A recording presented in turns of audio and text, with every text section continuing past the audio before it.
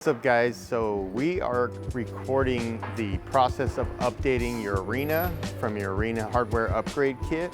So we're going to show you two processes today. One is going to be the updating of the software package, and the second one is going to be an update for the remote. So today, the first thing you'll do is you'll take the link that we sent you. There'll be two updates on there, and you're gonna update them or upload them onto the USB drive.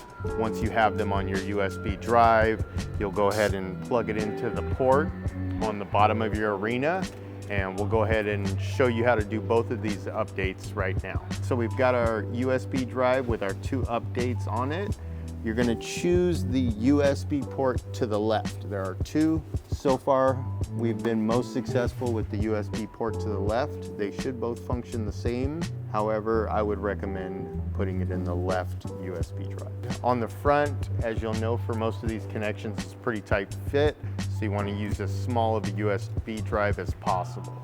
Okay, so you'll plug in your USB drive, and next you'll see here on the screen, you'll be prompted for the firmware update. This is going to auto-populate, so once you plug in the USB drive, there's nothing else for you to do.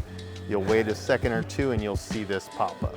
If it doesn't pop up, I would recommend removing the USB drive from one USB port to the other. And maybe something as simple as the data, it imports easier from one USB drive. There are two USB drives to choose from, and more than likely I just chose right the first time. Okay, so we're gonna go ahead and hit install. Checking the package, the device is going to reboot. That's what you should see. If you see an error that says the file doesn't exist, that means there was either a problem with the USB drive or with the actual import.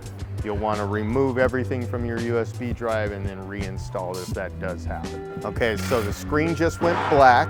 There is activity still happening. It's going to look like it powered off, but it didn't. You may have just seen a little bit of a flicker on the screen itself. And now you're going to see the installing system update symbol with your buffering circle letting you know that something is happening.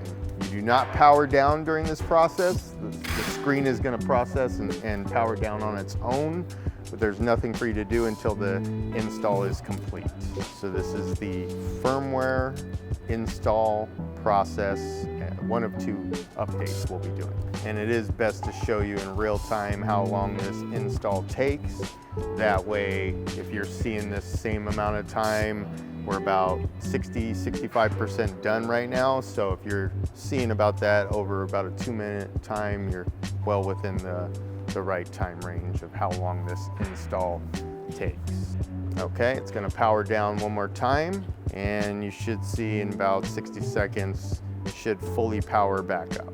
Okay, now you should be back to your home screen. We are going to, we're gonna get a prompt here that says that it's updated. Congratulations, upgrade succeeded. Do you want to delete the file? If not, the system may propose this update again. So yes, you do want to delete the file.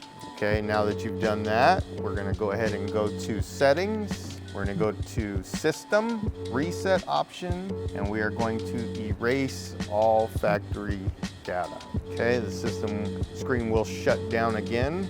You should see the buffering symbol showing you that it's erasing all factory data. One more shutdown. All right, and then we should be powering back up. And that concludes the first of two updates. Okay, so now that you've completed step one, we're gonna go ahead and go right into step two once the screen fully powers up, okay? So we've finished with that one. We are gonna go back into settings for upgrade number two. Settings, apps. We're gonna go to all apps. We're gonna scroll down to the very bottom. Second to the last should be System Assistant. Okay, we'll go ahead and open. Now you're gonna have a new screen of prompts. We're looking for the software upgrade, which will be the bottom row to the very right. If your upgrade is installed for, this is the remote upgrade that we're doing right now. So you should see MCU online upgrade. The file name is packmcu.alot3588.bin. If it downloads correctly to your USB drive, this is what you should see next. We'll go ahead and hit upgrade. Once again, do not power down the screen while this is happening. You should see a progress bar. This one moves a lot faster. Screen will shut down power one more time. And now we are back up. So the first thing we will do is test the fans. Okay, fan on and off button works correctly. Your fan on and off button on your remote is gonna look just like a fan. Okay. Next, we will test the touchscreen on and off. Okay, so touch is now frozen. You do need to click next to the IR reader, which is on the underside here. Okay, and touch is enabled again. Let's check the power button. Power button works. We'll go ahead and power it back up. All right, we're powered back up. So we've tested all of the functions, and now your Arena version 2 upgrade is now complete.